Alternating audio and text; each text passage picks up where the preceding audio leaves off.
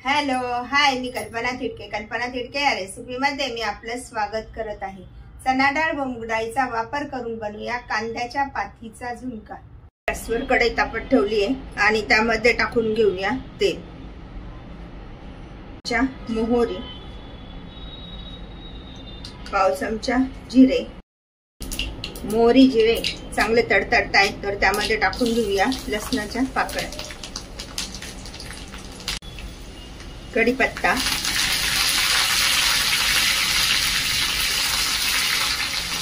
चिमूटभर हिंग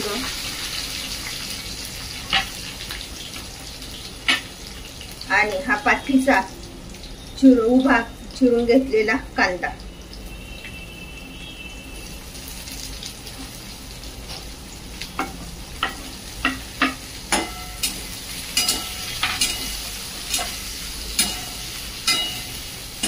कांद्याच्या पाथीचा झुणका बनवण्यासाठी ही पाव वाटी हरभऱ्याची डाळ भिजत ठेवलेली होती 1 तासासाठी आणि ती आता आपण मिक्सरला प्रथम वाटून घेऊया. 2 चमचे मुगाची डाळ पण भिजत ठेवलेली होती, तर ती प्रथम आपण दोन्ही डाळी वाटून घेऊया.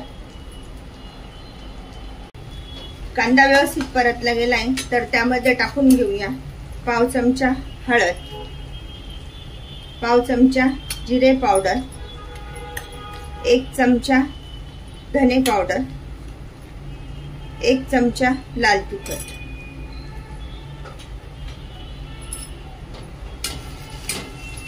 यामध्ये मसाले जास्त वापरायची पण गरज नसते.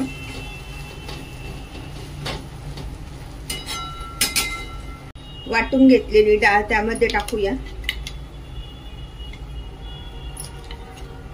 सर्व मिश्रण व्यवस्थित असं एकत्र करून घ्यायचंय आणि त्यामध्ये हा बारीक चिरलेली पात आपण टाकून घेत आहोत.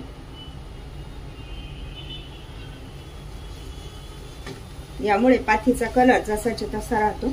साहित्य व्यवस्थित असं एकत्र करून घेऊया.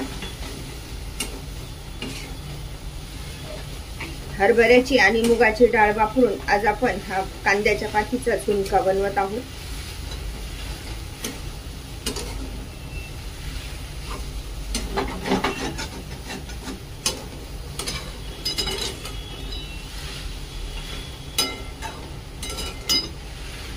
त्यामध्ये मीठ टाकून घेऊया साधारण पाऊण चमचा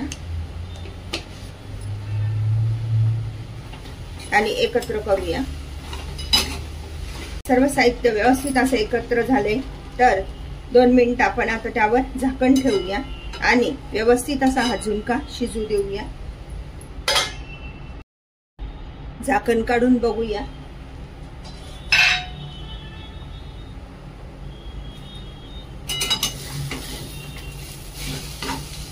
मस्त मोकळा छान छान झालाय ना इथं.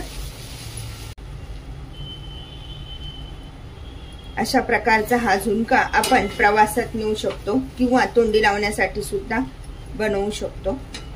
त्यावर टाकूया बारीक चिरलेली कोथिंबीर. मस्तपैकी खूप छान लागतं असं झुणका हा.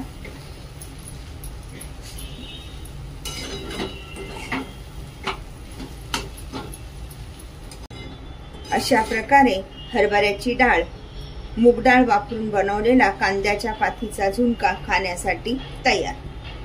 गॅस बंद करूया. चना डाळ व मूग डाळीचा वापर करून बनवलेला कांद्याच्या पाथीचा झुणका खाण्यासाठी तयार. अशा प्रकारचा झुणका तुम्ही पण बनवा आणि मला मात्र कळवा कसा झाला आहे तो. लाईक आणि सबस्क्राईब करायला विसरू नका. पुन्हा आपण भेटूया नवीन रेसिपीसह. थँक्यू.